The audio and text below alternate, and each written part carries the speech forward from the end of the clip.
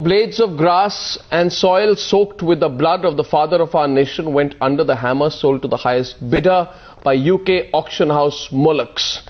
This blood taken from the site where Mahatma Gandhi died and preserved for the last 64 years has suddenly become a memorabilia to be bought and sold like any other commodity.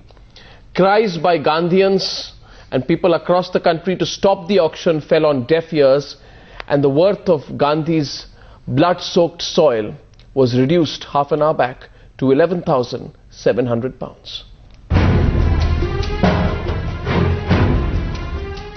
These blades of grass, soaked with the blood of the father of our nation, taken from the scene of his assassination, now sold to the highest bidder.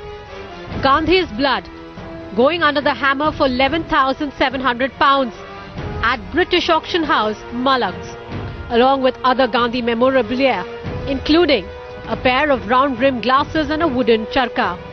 The fact that a price was put to Mahatma Gandhi's blood has caused a massive outrage across the nation. Gandhians even taking the matter to the president's doorstep. Mahatma Gandhi या किसी भी महापुरुष की चीज़ों को उसमें से पैसा बनाने की जो वृत्ति है वो बेहद खराब है. But there are some, though in minority, who feel otherwise. उन्होंने जहाँ से लिया उन समय उनकी इच्छा से लिया, ऐसा व्यक्तिगत जो हमारी संपत्ति का अधिकार है वो है. This is not the first time auctioning of Gandhi's personal belongings to the highest bidder has raised a furore. But with the deep sentimental value that Gandhi's sacrifice has to India's freedom movement, a very basic question is being asked. Is every single thing in today's world been reduced to a mere commodity? Bureau Report, Times Now.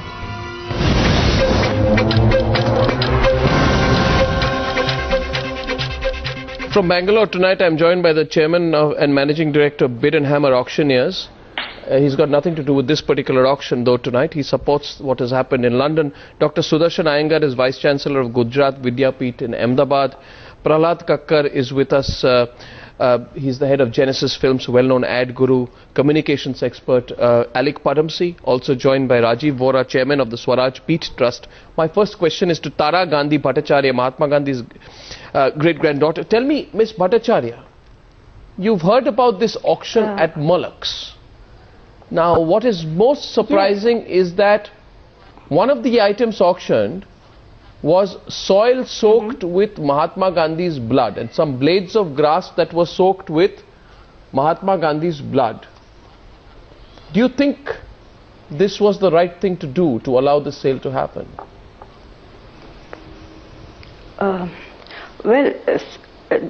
Such news keeps coming, and we have to think about it. Every case is different. And when this news came to me, actually I have not been reading the newspapers, but I would say that this kind of thing, I don't know what to say for it. If there is soil soaked in blood with grass attached to it from the time when Gandhi was assassinated, I think it should be immersed in the waters, in the oceans, in the rivers, wherever it belongs. Wherever a place, whether it is whatever place of the world, it should be immersed in the oceans and in the rivers. I would say this is the way it should be done. And it is also very ironical about other items of Gandhi that are being sold, that are being multiplied. We do not even know whether they are fake or real. And every case has to be studied, of course, in a special way. But as Gandhi belongs to the entire world today and to the entire humanity, the best thing to do, I would say, is most of the things should be safe in museums, whether in India or outside India. And of course, for certain things, probably they have to be brought back here. But for the sake of charity and for the sake of earning name, if we do something, again in the name of Gandhi, using his name, to do either auctioning or to selling or buying, then I think it is very wrong to the spirit of Gandhi. My point to Dr. Iyengar, I am told that you support this particular auctioning which has happened. You support the auctioning of human blood. I mean, forget Mahatma Gandhi's blood. I am not. Isn't this most macabre, barbaric, insensitive? No, I am not supporting the auctioning of the blood. I just commented on the auction that takes place on the personal possessions which happens, and I did not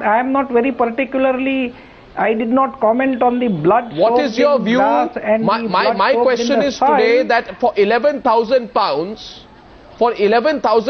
which is what, roughly about 9 to or whatever, how many? It's about 12 lakh rupees. Somebody has bought soil soaked with Mahatma Gandhi's blood when he was assassinated in 1948. And he should be, or he or she should be told what Tara Didi has already said, that it should be taken to the nearest ocean, river, and it must be immersed. I think that is what is really poetic, which Tara Didi has said, and I completely agree with her. If that has not been done, we have a responsibility to do, and I think for the blood with the soil has to be immersed, and this particular auction, we have done nothing. I would not support. We have done nothing. We had done the nothing. The government's done nothing. But I don't think, I think our government in first place, Arnab, I think we have to understand that we have very little sense of heritage and the purity of heritage and sanctity of it. The state should have moved not today. The state should have moved 40 years back, 50 years back when this happened. We should have slowly collected all that is there in the name of the father of the nation from the world. And we should have done good justice. Like Tara Didi why does anyone have to be reminded? The government says we took Herculean efforts in getting back Mahatma Gandhi's sandals along with a supper bowl and other personal effects in 2009. My question tonight is this: I want to know what defences exists. Let me get you in, Mr. Maher Dadha, who is the chairman of Bid and Hammer Auctioneers. If you had an opportunity, would you auction soil soaked with Mahatma Gandhi's blood, sir? No. As an auctioneer, no, I would never do that. And but what has happened is in UK, but let me tell Arnab one thing, that the sentiments in India and the sentiments in European countries would be totally different.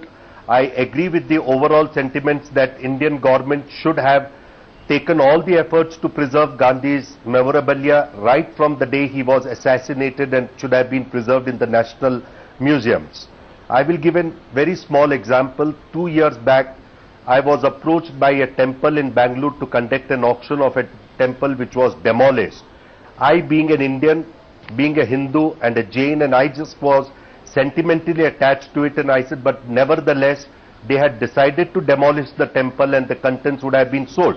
I said, look, if it is to be sold, it has to be preserved within the country by the community people, make a museum out of it, or if that is the lookout. And we made a public call to that effect, and I, as an auctioneer, said I will not take any commission or premium on the sales of those items. So similarly, had this auction taken place in India, I don't think so any auctioneer would have participated. So this is morbid. Or have voluntarily gone and given it to the government. This is morbid. But here, unfortunately, the government of India should have acted much faster. When did they come to know? Well, I don't know. This auction is taking place and these items are going for sale. I can only pity the sentiment of both the seller and the buyer out here.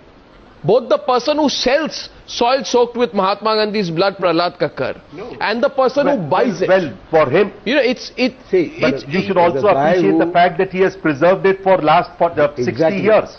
So and if he's selling it, what's wrong in it? What's wrong in it? Government of India bid and buy it. One second. You sell human blood of a dying man, soaked in blood, that too of Mahatma Gandhi, and you commoditize it. You are not treasuring it. You are using it as a commodity. You are using it like you would use bullion. But I'm sorry. You can't control people who are outside India, who are not under the purview of Indian law or Indian sentiments. But you justified it, Mr. Dadha. You said what's wrong with it? No, I never said that. I said if they have sold it, government should have bid and taken it. You cannot bid. I am not talking about the most make a request. Sir, I am not talking about whether it's legally right or wrong. I am talking about whether it's morally right or wrong. Morally or legally or not, the fact is morally that also you cannot trust the morality cannot be imposed on somebody outside the country or who does not have sentiments for India. For the last 40, 50 years. Now, the point is that he put a notice out in the newspapers announcing the fact that he has this and he wants to get rid of it, and if anybody has an offer or anybody has a good idea about what to do with it, then he is quite willing to negotiate or talk to them. The fact was that nobody actually offered to either buy it. So he sells it? Obviously. Obviously, what do you expect him to chuck it into the loo and put the price? If he has any value for it, he would not sell it to the highest bidder. No, at least... You are putting a commercial price to Mahatma Gandhi's blood. I'm sorry, this is not an overstatement. Arnab, if you are putting a price to it, and if it is whatever the price is, then at least the person who buys it will preserve it because it has a value. The person is not buying it. It doesn't seem that the government of India or anybody in this country has a value. One second. Your argument is completely flawed. Not at all. And I'll tell you why your argument is flawed. Because a person who buys soil soaked in Mahatma Gandhi's blood for a price, at least he values it. He's valuing it like he would value a painting which he hopes to sell at a higher price another day. Doesn't matter, but at least he's going to preserve it. You are selling the relic of the death of the father of the nation, The government of India does not even value it for that much. Forget the government of India. Or Indians, or the Gandhians, or the society. You are selling soil soaked with Mahatma Gandhi's blood. Why are you being so moralistic? I'm not talking about a piece of flannel. I'm not talking about a prayer book. No. I'm not talking of spectacles. I'm not talking about letters written by him. What about the shroud of Christ? I am asking you about soil soaked with Mahatma Gandhi's blood. There has to be something completely sort of insensitive to selling that, buying it as a commodity, then hoping that tomorrow you'll put it at a higher price.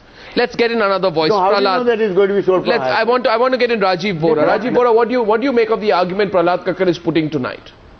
Rajiv, they're coming to you. I'll link after that.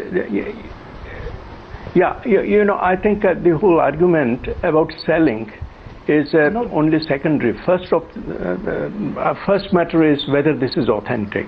And supposing that it is Mahatma Gandhi's, then what Tara Bhattacharya has said, that is the perfect thing to do.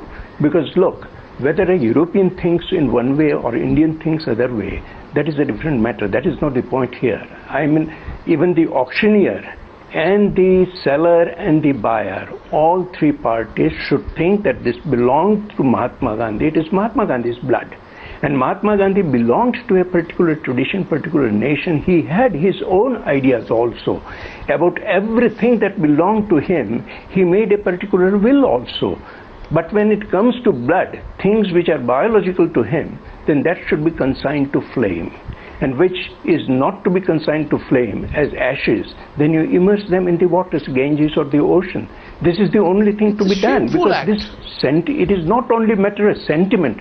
It is morbid. It is blasphemy. It is blasphemy, so immoral. Who put it up? And who knows whether that is, why did this gentleman first of all kept, this blood for 64 years, and suddenly he comes up, only 15 days back we'll hear that there is something like this, and within 15 days there is an auction. While we are debating, the auction has already taken place.